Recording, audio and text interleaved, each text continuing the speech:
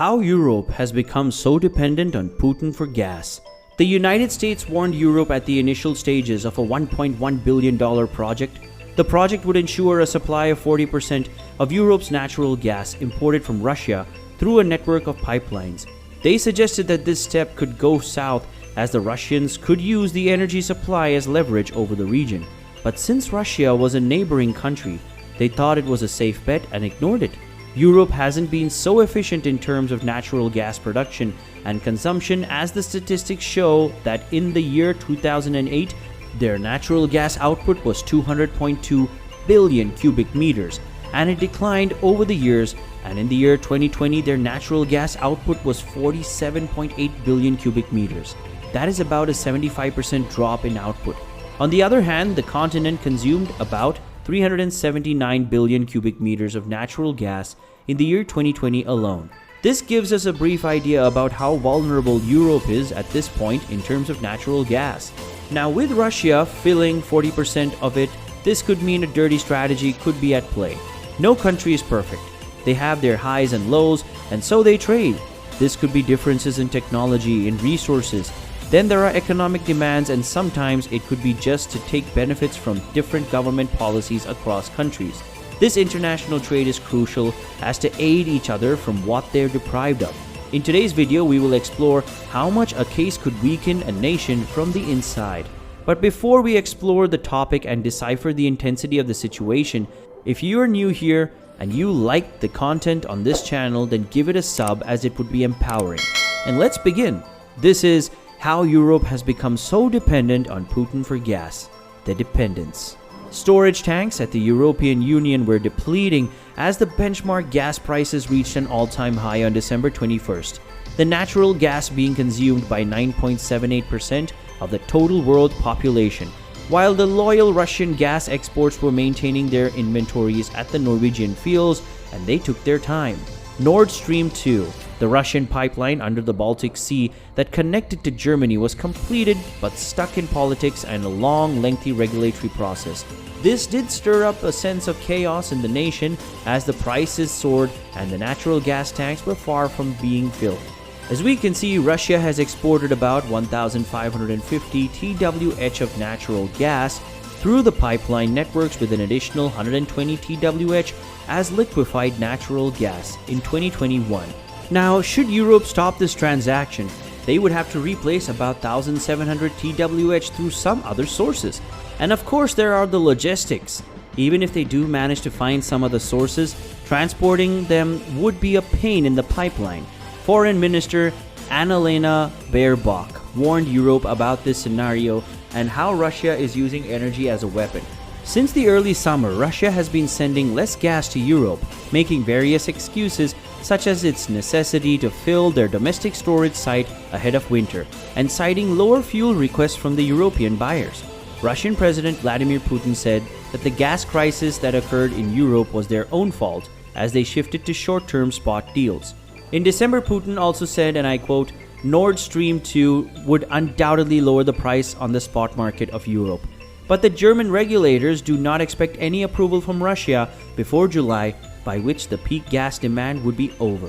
The world has already been through so much on a global pandemic, and well, as the countries begin to kickstart their would-be rise in demand for these natural gases, and Russia might be betting on that. But from Russia's point of view, we can say that Europe is a loyal customer, and upsetting them might not be in their best interest. The Russian economy is mainly dependent on the trade and export of oil and natural gas to other countries, and should Europe stop buying from Russia, it could affect Russia's economic conditions. This is a major disadvantage, as their economic structure is not diverse. And if the demand in energy goes down, so does their economy. But energy is needed, and other countries will fill the gap. But that would weaken Russia too in the short term.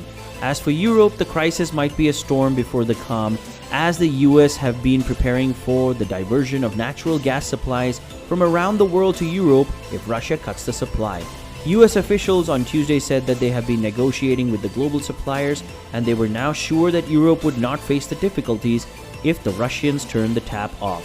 From the Russians, President Vladimir Putin clarifies that Russia was not using gas as a weapon, and was more than ready to aid the gas crisis as the European Union called an emergency summit to tackle skyrocketing prices.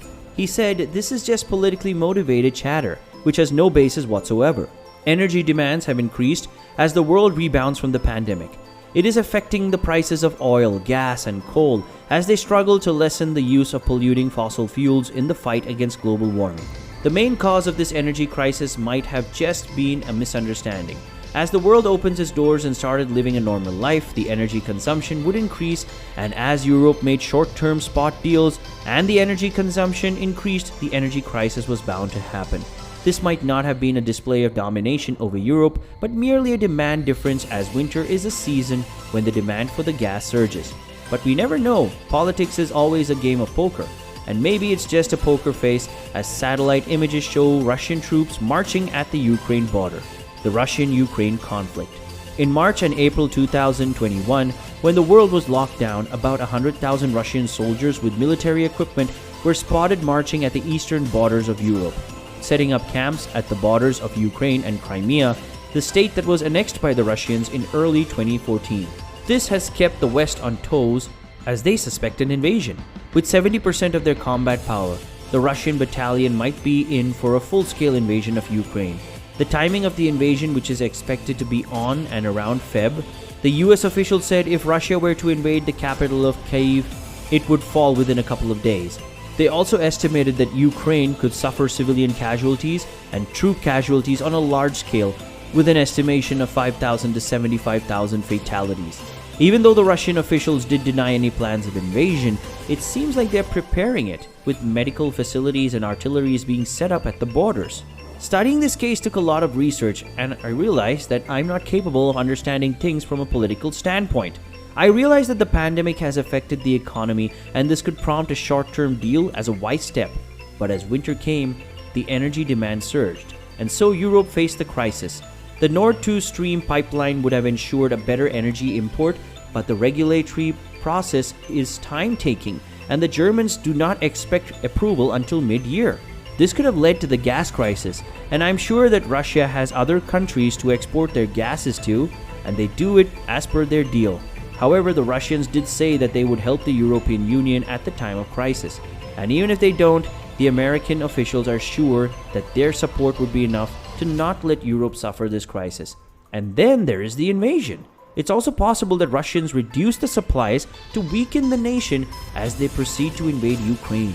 Tell us what you think about it. Are the Russians playing a dirty game? Maybe they are, or maybe they're just as sincere as they show to be. And comment them below for us to see. What are your theories on it? And if you liked the video, let us know by clicking on that thumbs up button. And do not forget to say until next time.